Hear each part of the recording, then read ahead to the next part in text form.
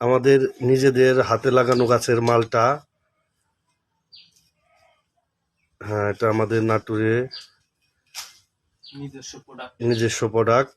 আমাদের বাবুল ভাইয়ের বাড়িতে আমরা একটা প্রজেক্ট করছিলাম, আর বাবুল ভাই শখ করে একটা মালটা গাছ লাগাইছিল। সে জায়গায় 22টা মালটা ধরছিল। এখন খাইতে খাইতে 13টা মালটা আছে না 12টা, গতকালকে আমরা একটা খেয়ে ফেলছি।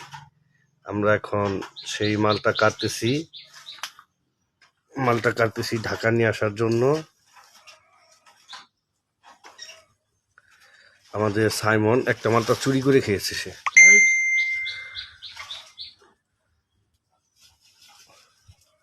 ঠিক আছে, এটা খুবই সুন্দর একটা প্রজেক্ট ছিল।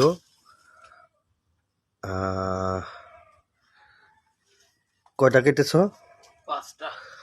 5টা অলরেডি কাটা শেষ। আপনারা দেখে থাকবেন আমাদের এই যে মালটা গাছটা।